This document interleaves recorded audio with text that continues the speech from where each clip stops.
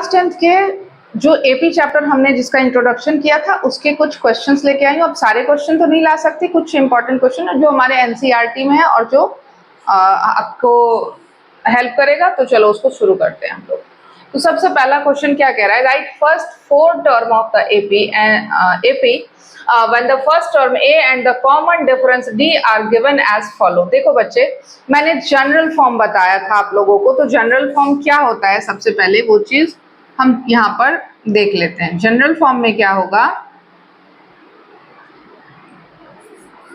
जब हमें second term find करना है तो हम A प्लस डी रखेंगे तो A2 फाइंड हो जाएगा। अगर हमें थर्ड टर्म फाइंड करना है तो 2 के साथ हमें D मल्टीप्लाई करना है तो हमें थर्ड टर्म मिल जाएगा। इसे याद रखना है, जिस टर्म को आपने फाइंड करना है उससे एक कम रख करके नंबर आपको कैलकुलेट करना है, और यही हमारा जनरल फॉर्म था। याद होगा आप लोगों को, इंट्रोडक्शन में भी मैंने समझा रखा है इस चीज को। तो चलो इसको शुरू करते हैं। क्वेश्चन नंबर 1 में क्या है, देखो A गिवन है 10 और D गिवन है 10। तो यहाँ पे जो एपी की सीरीज बनेगी, जो सीक्वेंस बनेगा वो क्या बनेगा, फर्स्ट है 10 तो फर्स्ट सेकंड क्या होगा A plus d which is 20। Then third में क्या होगा 2 into d plus a, 2 into 10 यानी कि 20 और प्लस 10 30। अब आपको दिख रहा होगा इनके बीच का डिफरेंस क्या है 10 है, तो आप इसको डायरेक्टली लिख सकते हो, ये इस तरह से चलेगा। बहुत ही आसान सा सिंपल क्वेश्चन है, तो इसको हम लोग ऐसे समझ चुके हैं और इसको बस सॉल्व करना है। तो a is equals to -2 and d is equals to 0। अब देखो बच्चे, यहाँ पर क्या है, कॉमन डिफरेंस 0 गिवन है। तो जब 0 यहाँ हर जगह आप अगर 0 रख देते हो तो ये वाली टर्म सारी क्या हो जाएगी, 0 हो जाएगी ना। तो हमारे पास सिर्फ टर्म बचती है, डिफरेंस खत्म, 0 है। तो इसका मतलब क्या है कि अगर फर्स्ट टर्म में -2 है तो बेटा सेकंड भी -2 ही होगा, थर्ड भी -2 होगा और 4 भी -2 होगा। ये एपी हो सकता है, ये एपी है। क्वेश्चन नंबर 3 क्या कहता है, इसमें पार्ट में क्या गिवन है 4 एंड डी की वैल्यू क्या गिवन है बेटा -3। तो यहां से देखो फर्स्ट टर्म हमारा है 4, तो सेकंड टर्म क्या हो जाएगा, सेकंड टर्म के लिए यहाँ देखो 4 प्लस डी। अब डी हमारे पास क्या है -3 है, तो डी अगर -3 है तो 4 में से -3 करोगे तो 1 आ जाएगा, आ गया। अब फिर थर्ड टर्म के बाद 2 इंटू डी करोगे, 2 3 जा 6 हो गया, -6, 4 में से 6 माइनस करोगे तो -2 आ जाएगा, है ना। 6 माइनस करोगे तो -2 आ जाएगा। नेक्स्ट क्या होगा 4 प्लस 3d, 3 इंटू 3 हो गया 9 यानी -9, तो यहाँ पे आ जाएगा -5। क्लियर, ये तीनों ही हमारे सॉल्व हो चुके हैं। बहुत ही आसान और सिंपल सा क्वेश्चन था। चलो नेक्स्ट क्वेश्चन देख लेते हैं। सो नेक्स्ट क्वेश्चन क्या कह रहा है, which term of AP is -81, ये कौन से टर्म पे है। ये क्वेश्चन क्या कह रहा है कि ये कोई एपी है, ये सीक्वेंस गिवन है हमारे पास, तो जो -81 है ना वो किस टर्म पे आएगा, मतलब वो प्लेस कौन सा है, वो कहाँ उसको आप रखोगे, तो वो आप -81 आएगा, यानी 1 पे रखोगे, 2 3 4 5 कौन सी जगह उसको आप बिठाओगे कि वो -81 होगा। तो बहुत ही सिंपल सा क्वेश्चन है यहाँ पर। तो ए एन इस फॉर्मूला हम लिख लेंगे बेटा, a plus n-1 into D.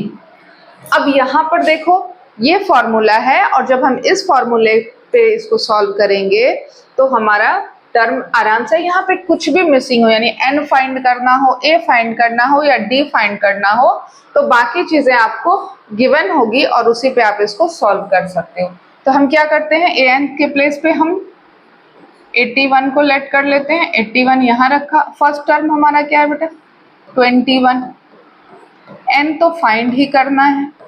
अब d क्या होगा, तो देखो डी के लिए क्या बता रखा है, A2 minus A1 is equals to d. वही जनरल फॉर्म याद करो, A plus d equals to A2 होता था ना, तो वही चीज यहाँ पर हो जाएगा। तो अब देखो ध्यान से, ये नहीं है कि ये नंबर छोटा है तो इसको पीछे रख दें आगे कर दें, ऐसा कुछ भी नहीं करना। जो जिसका प्लेस है उसको वहीं रख करके सॉल्व करना है। A2 माइनस A1 है तो हमें वही करना है। तो A2 हमारा 18 है और A1 हमारा 21 है, तो D हमारे पास आ जाएगा -3। ओके, कैलकुलेट करो।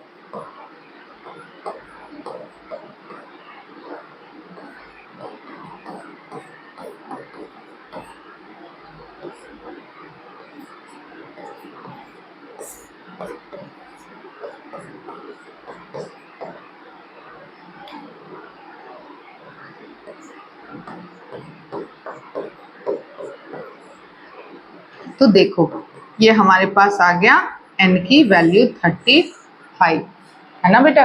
तो जो हमारा 81 है -81 है, उसका वो किस टर्म पे सिचुएटेड है, तो उसका पोजीशन है -81 का 35th टर्म। वो कहाँ पर प्रेजेंट है, 35th टर्म पे, और यही आपको फाइंड करने के लिए बोला गया है। नेक्स्ट इसी क्वेश्चन में एक और कंडीशन गिवन है, also is any term is zero. क्या इसमें कोई भी टर्म ऐसा है जिसकी वैल्यू 0 आएगी? तो यहाँ पर देखो ये पॉसिबल हो सकता है, नहीं भी हो सकता है, क्योंकि यहाँ पे पॉजिटिव और नेगेटिव दोनों ही टर्म है, और यहाँ पर आप देख सकते हो उसको।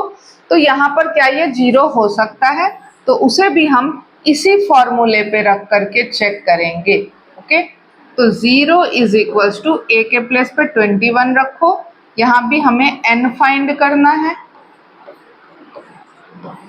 ये 21 है, इधर पॉजिटिव इधर नेगेटिव, ये यहाँ पर मल्टीप्लाई है, यहाँ पर डिवाइड हो गया, राइट। ये हो गया, इसको मैं लिख दूं तो 8 इज इक्वल्स टू n।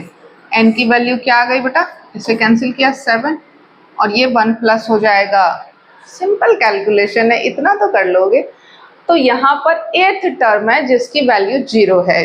इस एपी में, इस गिवन एपी में जो सीक्वेंस बन रहा है वहां पर 8th टर्म जो है वो 0 है, और 35th टर्म की वैल्यू -81 है।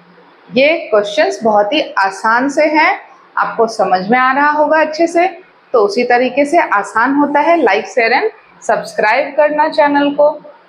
चलो नेक्स्ट, ये क्वेश्चन क्या कह रहा है, check whether -150 is a term of AP. इस गिवन एपी का कोई टर्म -150 हो सकता है या नहीं। तो बेटा आप लोगों को बताया है मैंने कि जब भी हमें ये फाइंड करना होता है तो हमें एक फॉर्मूला गिवन है, उस पर हम वैल्यू रखेंगे और सॉल्व करके चेक करेंगे। अगर n आ रहा है हमारा कोई इंटीजर, तो वहां ये वैल्यू पॉसिबल है, अदरवाइज वैल्यू पॉसिबल नहीं होती है। तो यही चेक करना होता है। यहाँ पे कोई रॉकेट साइंस नहीं लग रहा है।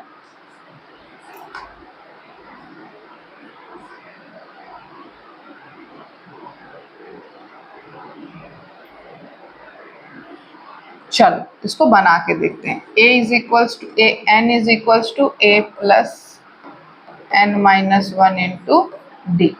यहाँ पर a nth वाले प्लेस पे हम -150 को रखते हैं, a के प्लेस पे हम 11 रखेंगे n-1, और इंटू d के प्लेस पे। अब देखो यहाँ पर वही है, 8 में से 11 माइनस करके देखो, 5 में से 8 को माइनस करके देखो तो -3 आ जाएगा। ये आ गया हमारा d। इसको सॉल्व कर लेते हैं। -150 -11 n-1। देखो मैं इसको डायरेक्ट भी सॉल्व करके बता सकती हूँ, लेकिन मैं स्टेप बाय स्टेप आपके लिए बता रही हूँ कि आपको समझ आए अच्छे से। माइनस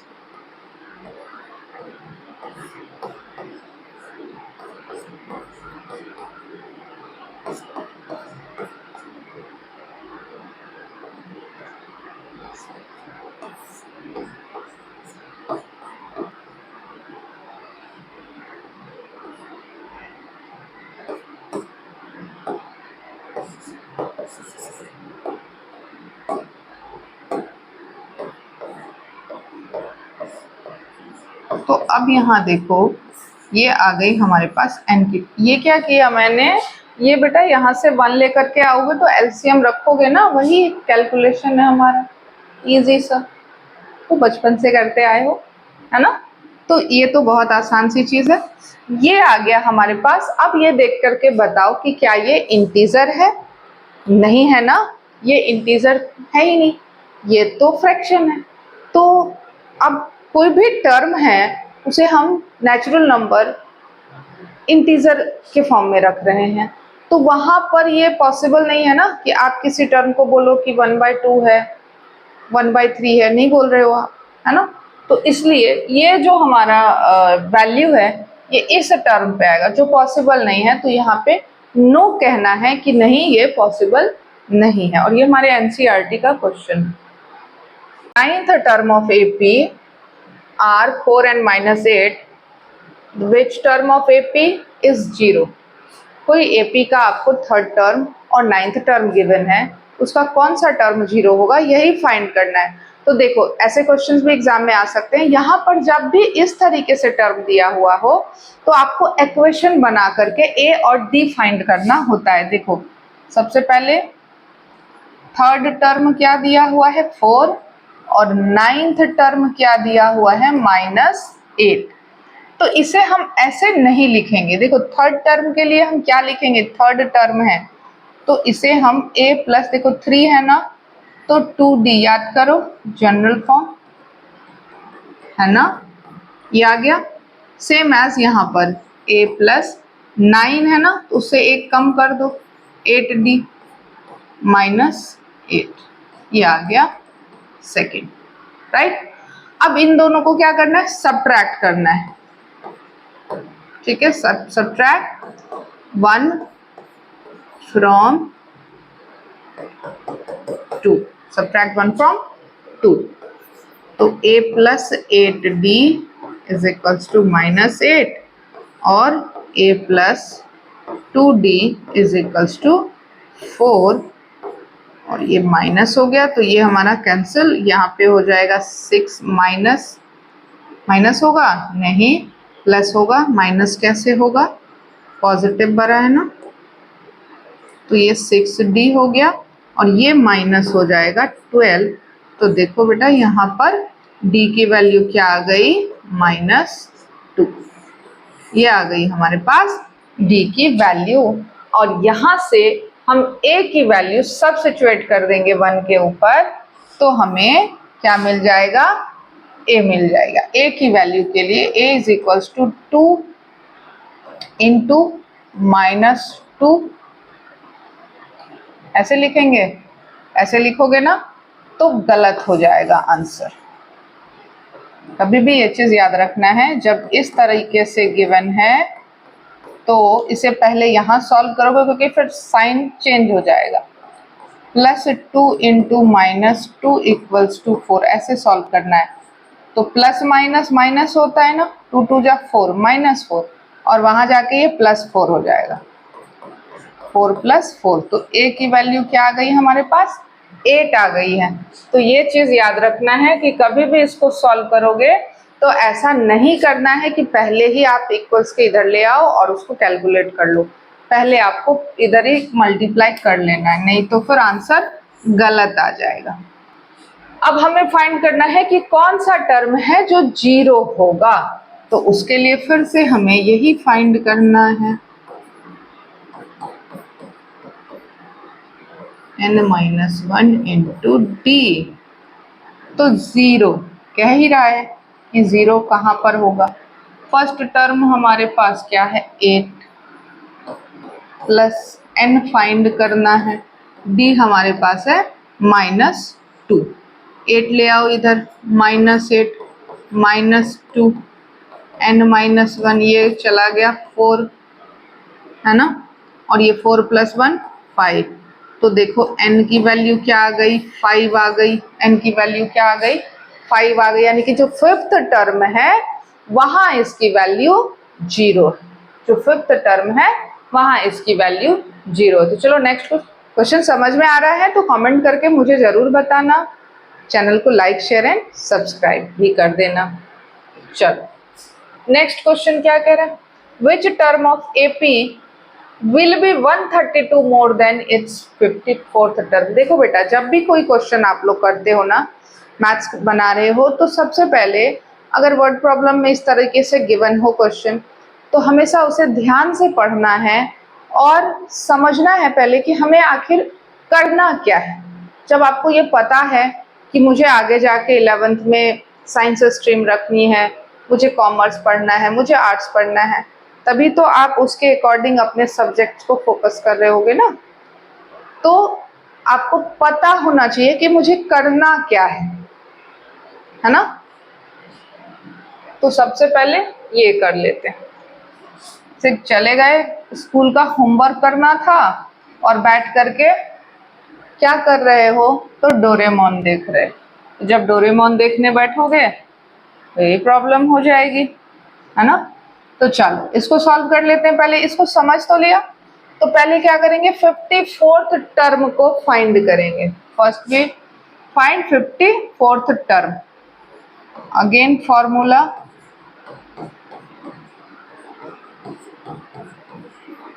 तो देखो ए nth के प्लेस पे 54th टर्म है, तो यहाँ नहीं लिखना है 54, उसको तो फाइंड ही करना है हमें। यहाँ पर इसे फाइंड करना है, यहाँ नहीं लिखना। फर्स्ट टर्म हमारा क्या है, 3। n के प्लेस पे क्या होगा, 54 है ना, 54। अब देखो एक कम हो जाएगा ना, 53d आ गया, 53d। इन्हें माइनस करोगे तो क्या आएगा, 15 में से 3 माइनस करो, 15 माइनस 3 12 आएगा, 12 आ गया। अब इन्हें सॉल्व कर लेते हैं, बिल्कुल इधर ही सॉल्व करते जाना है। तो पहला 3 प्लस ये कितना हो जाएगा, 53 इंटू 12। तो 53 और 12 को मल्टीप्लाई करोगे तो क्या आ जाएगा,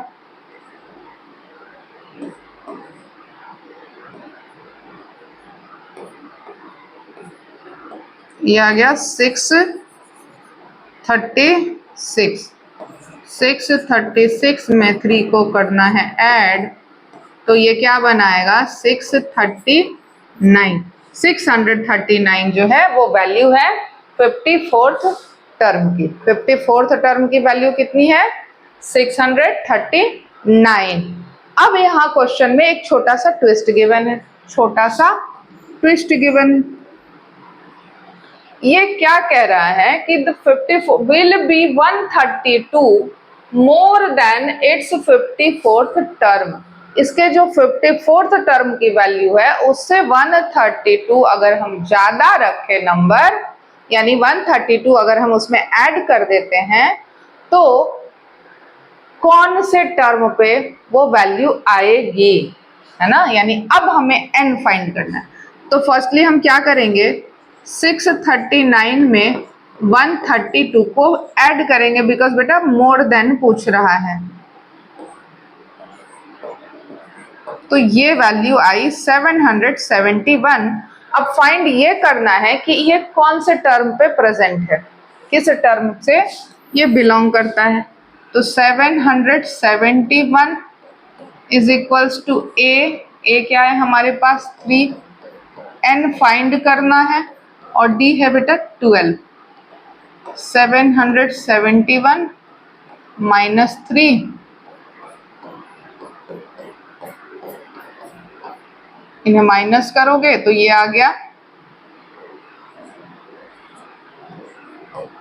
और डिवाइड होगा ये 12 से। तो 12 से डिवाइड करोगे तो ये हो जाएगा 64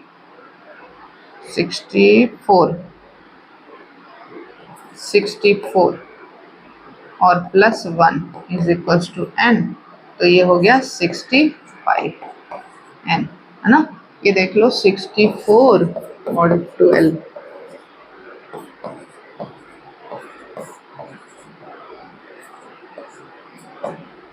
768। तो ये आ गया हमारे पास, ये वैल्यू हमारी आ गई। तो 65th टर्म है, यानी कि ये क्वेश्चन ये कह रहा है कि जो हमारा 54th टर्म है उसे अगर हम 132 मोर देन करते हैं यानी ऐड कर देते हैं उस वैल्यू पे, तो जो आंसर आ रहा है, जो नंबर आ रहा है, वो कौन से टर्म पे प्रेजेंट रहता है?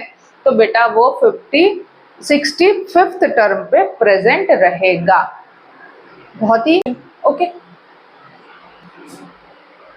Next question, how many multiples of 4 lie between 10 and 250? 10 और 250 के बीच, ये क्वेश्चन क्या कह रहा है कि 10 और 250 के बीच में 4 के कितने मल्टीपल होते हैं? मल्टीपल्स किसको कहते हैं? मल्टीपल्स का मतलब क्या हो गया? टेबल पढ़ते जाओ, 4 का टेबल पढ़ते जाओ। बट यहाँ पे कंडीशन गिवन है कि 10 से 250 के बीच में। कहाँ से? 10 से 250 के बीच में। तो आपको पता है जो 250 है, जो 10 है वो 4 से डिवाइड नहीं होता है, तो नेक्स्ट नंबर रखोगे, यानी कि अगर 4 के मल्टीपल्स क्या होंगे? 4 भरते चले जाओ, है ना? सही है। कहां तक ले जाना है? 250 के पास तक चलते जाओ, कोई बात नहीं। अब ये कह रहा है, पहले तो हम स्टार्टिंग देख लेते हैं ना, तो 10 के बाद का नंबर देखेंगे, पहले का तो नहीं देखेंगे। तो वो हो गया 12। दैट्स मीन कि जो हमारा a है वो 12 बनेगा। ओके, a क्या बन जाएगा हमारे पास? 12 बन जाएगा। और d क्या बनेगा बेटा? अरे d तो 4 ही है, d तो 4 ही है। तो देखो यहाँ पे क्या करेंगे, 250 से जस्ट, तो 250 4 से डिवाइड कर दो, ऐसे रफ वर्क कर लो। रफ वर्क करोगे ना तो क्या बचेगा? 250 को 4 से डिवाइड करोगे ना तो रिमाइंडर 2 बचेगा। देखो जो 248 होता है वो 4 से डिविजिबल होता है क्योंकि 8 है ना, और 24 इधर, तो वो हो गया तुम्हारा डिविजिबल। यहाँ पे ऐसे रख लो। तो अब यहाँ पर 2 रिमाइंडर बचा, यानी कि लास्ट टर्म क्या हो गया यहाँ पे? 248। तो इसके बीच में क्या हो गया? 248। यहां तक कितने टर्म हैं? ये कितने टर्म है, यानी n फाइंड करना है आपको। क्या फाइंड करना है?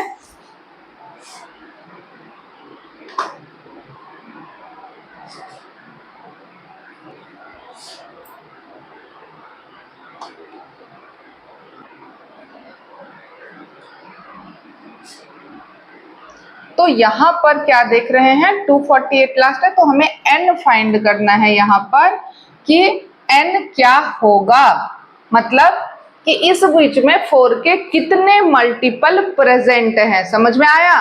तो उसके लिए आपको ये भी चाहिए होगा लास्ट टर्म। तो यहाँ पर देखो, नहीं यहाँ सम वाला फॉर्मूला नहीं लगेगा, लास्ट टर्म वाला। हाँ, कुछ बच्चों के दिमाग में आया होगा, चलो लास्ट टर्म वाला फॉर्मूला लगा लेते, कुछ तो बताया था मैम ने, है ना, a+l वाला, वो नहीं लगेगा यहाँ पर, उस सम में लगता है। तो a nth के प्लेस पे हम रख लेते हैं 248 को, बिकॉज ये लास्ट में है ना, और फर्स्ट टर्म हमारा ये होगा नहीं, 12 होगा।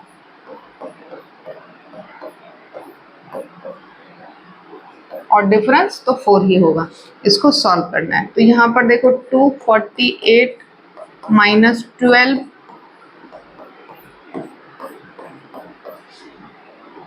माइनस करो तो ये हो गया,